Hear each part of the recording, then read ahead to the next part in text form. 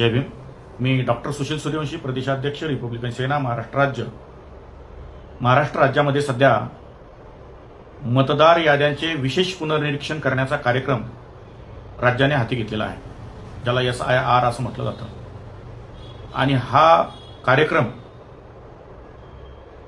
यशस्वी करण्यासाठी, पुनर्निरीक्षण करण्यासाठी जिल्हा परिषदेतील शिक्षक, महानगरपालिका, नगरपालिकेतील शिक्षक, तसेच अनुदानित शिक्षक व इतर कर्मचाऱ्यांना देखील या ड्युट्या लावण्यात आलेल्या आहेत.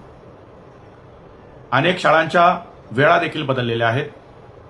सकाळच्या सत्रामध्ये शाळा आणि दुपारच्या सत्रामध्ये त्यांनी SIRचं काम करावं. अनेक शिक्षकांची फोन आली आणि त्या माध्यमातून त्यांनी त्यांच्या व्यथा व्यक्त केल्या की शाळेमध्ये शिकवण्यासाठी शिक्षकाला पुरेसा वेळ मिळत नाही. ज्या पालकांनी आमच्यावर विश्वास टाकला त्या विद्यार्थ्यांना शिकवावं की अशैक्षणिक कामे करावीत, असा प्रश्न अनेक शिक्षकांनी विचारला. बंधू आणि भगिनींनो, या निमित्तानं एक गंभीर प्रश्न निर्माण होत आहे.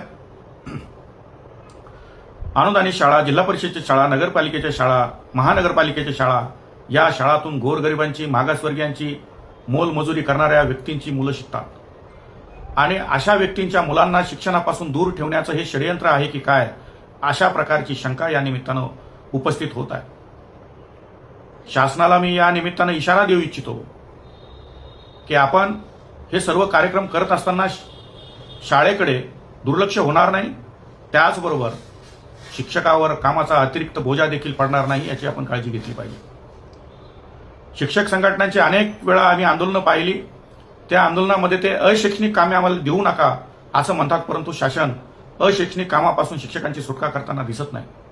नव्हे तर 6 जुलै 2026 रोजी छत्रपती संभाजीनगरचे जिल्हाधिकारी यांनी एक पत्र लिहिलं पोलीस आयुक्त संभाजीनगर यांना, आणि त्या पत्रामध्ये त्यांनी म्हटलंय की जर शिक्षक कामामध्ये, या पुनर्निरीक्षण कामामध्ये जर कुचराई करत असतील तर त्यांच्यावरती गुन्हा दाखल करण्यासाठी आम्हाला पोलिसांचं मनुष्यबळ उपलब्ध करून द्या.